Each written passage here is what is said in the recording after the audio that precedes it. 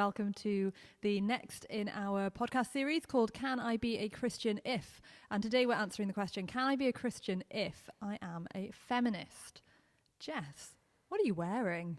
Well, today, Meg, I am wearing my Christmas jumper. Me too. I love wearing this Christmas jumper because it looks like something that a mum would wear in a 90s American Christmas movie. It really does. Doesn't it have that vibe about it? I love it. It makes me feel very warm What inside. kind of vibe am I giving off?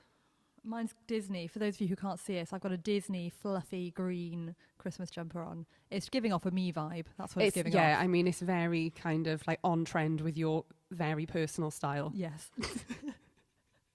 But why at Christmas have we decided to do feminism? You'd think we'd do something Christmassy. Yeah, it does seem like a bit of a funny one, doesn't it? It does. I think when we think of the Christmas story, we think about Mary, obviously, mother of Jesus. And I think as we were chatting about Christmas, we were chatting about Mary, it became really obvious to us that actually Mary is, she is an icon.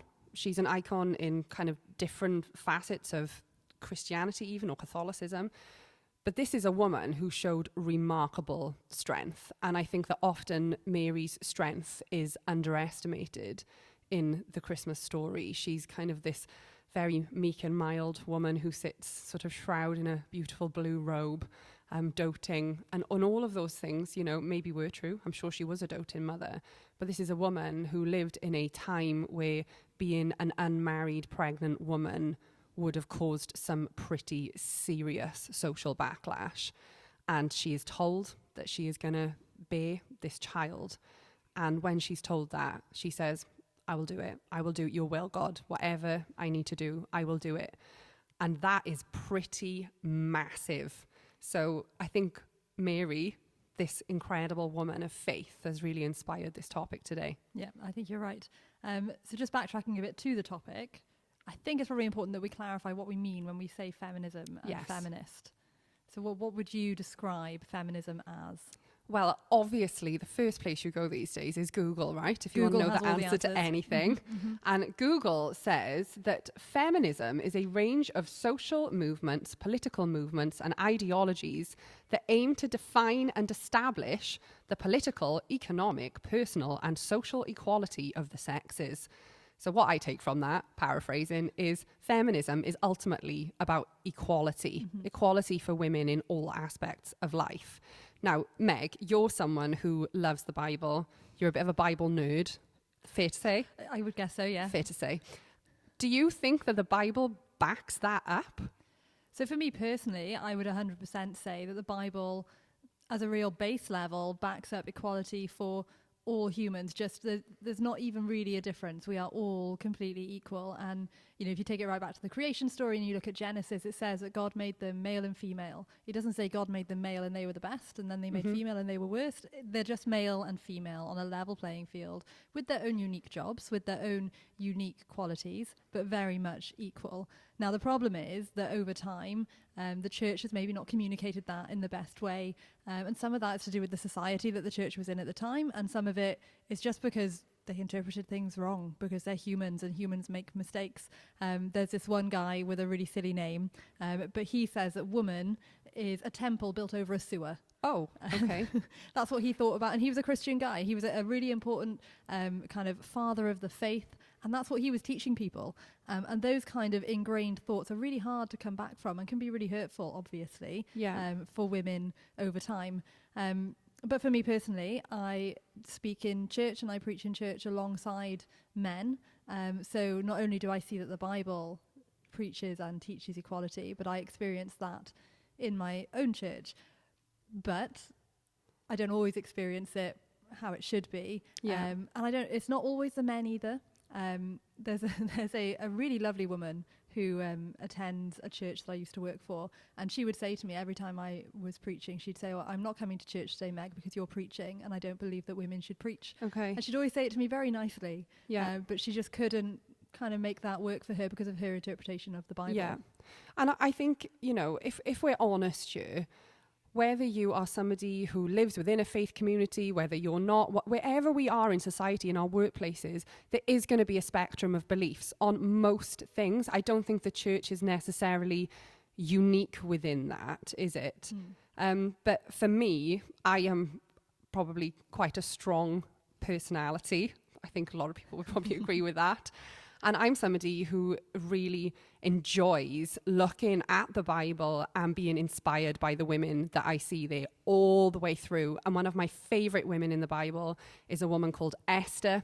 And Esther is adopted, so she doesn't have kind of the start to life that you might kind of expect. She is a woman who goes into a royal palace and who finds out that the whole of the Jewish people are under threat and they're going to be murdered.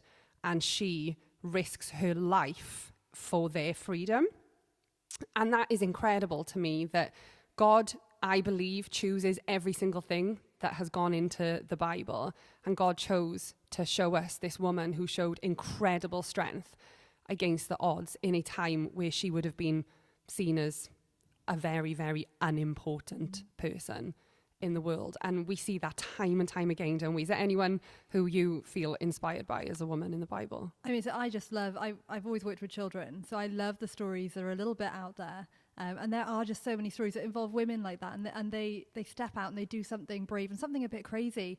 So there's a lady called Jael, and she would just happen to have a tent, and the king or the leader of the opposition army just happened to need to stay somewhere.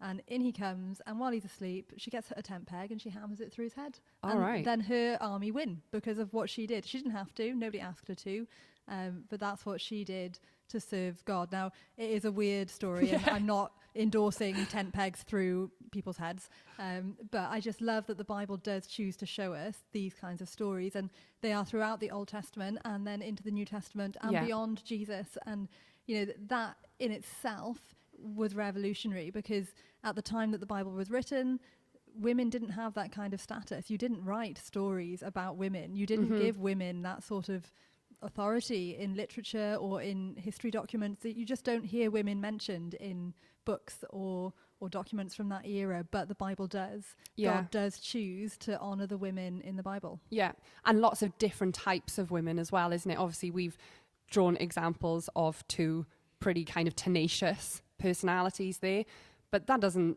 mean that all women have that kind of desire to be in those risky situations. And I suppose when we do look at Mary specifically, Mary was chosen by God for her qualities as a woman, as a mother, and as a leader in her family. And we see her obviously give birth to Jesus, raise him. She is there at the crucifixion.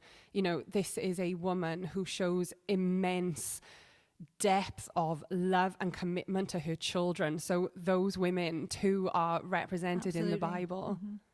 Yeah, it's really amazing, isn't it? Yeah, and I think what's key when we look at Jesus and the fact that not only did they mention his mother in his genealogy and the kind of the story of his birth, but some of the writers actually talk about other women in his genealogy, and again, that would not have been done. The women never got mentioned. You were the son of the father, never of the mother. And yet there are women in Jesus's genealogy, women who did amazing things, women who stood up against huge enemies and did things that nobody would have believed they could. And then that culminates with Mary, who, like you said, in the face of society, she says, okay, God, you use me too, and if this is how you want to use me, then go ahead. And I think what we like to do on this podcast, isn't it, is to focus on Jesus, and to see how Jesus responds to these issues. And we can often think that the Bible and that Jesus doesn't relate, especially to something like feminism. It's quite a new movement, really, in the grand scheme of history. So what could Jesus really say to us about feminism? I don't know if you've got an example, Jess, of how Jesus... I was thinking a lot about this, actually. And I was thinking about, as you said earlier, the culture that Jesus lived within. And when Jesus kind of calls his disciples, obviously we know that they were 12 men, but then in his wider circle were these women. And, you know, if I'm honest, like there's sometimes when I'm like, oh, well, actually, if Jesus had chosen a woman to be in that group of 12, would that not have spoken more loudly? Would that not have spoken more powerfully? But I think if I put myself, I can't put myself in Jesus's shoes, obviously, but if I put myself in a situation where I go into a culture that is entirely different from the one that I know and that I believe to be right, I would not go in there and be so radical that it would alienate me from the people that I am trying to reach. I wouldn't, and even obviously in this day and age now, there's cultures that are extremely different to our Western culture. It would be disrespectful and it would be rude of me to go in and completely deconstruct, from the first instance. And I think what Jesus does is he points society to a better way, and he gently but very definitely welcomes women. And these are women who are able to financially support themselves and support him, which again would have been really quite miraculous in those times. And what really I feel is probably one of the most powerful things that Jesus does in terms of women is the revelation that he has risen from the dead. He decides that he will first show his risen body to Mary Magdalene. Mary Magdalene, this unmarried woman, this woman who has been possessed by demons, who has lived a really colourful life, and she is the one who first gets to see Jesus' risen body. If that doesn't tell us something like monumental about the value and the respect that Jesus has for women, I don't think anything else can. And not only does he show her that, he then tells her, go ahead of me and tell people what you have seen. So some people would say that she was actually the first apostle. She was the first person who was sent, that's what that word means, who went and told people that Jesus is alive. What an incredible foundation that gives us as the church is born, and where we find ourselves today. I think what I like about that story with Mary and the fact that Jesus sent her is that she wasn't actually always well received. We've talked a bit about Gospels in the past and the idea that there are 4 different accounts of the same events. And some of the Gospels tell us that when Mary went to the disciples who had known Jesus and knew what he said was going to happen when he died, she went to see them and they were like, hang on now, you've gone off your head. Like, this cannot be right. And they wanted to go and check it out themselves. They couldn't believe that a woman would have that kind of insight. So it wasn't always easy for her, but she did it anyway. And I think for us as women, sometimes we get put off and we get pushed back, but God doesn't want us to feel that. He wants us to push forward. And there will be opposition. There's opposition to everything. But God isn't in opposition to women. And I think that's important for us to remember. That's great. And I'm going to just close out by asking you this question directly, which I don't think we've done before. So Meg, can I be a Christian if I'm a feminist? Absolutely, yes, you can. Excellent. That's a great way to end. See you next time. Bye. Bye.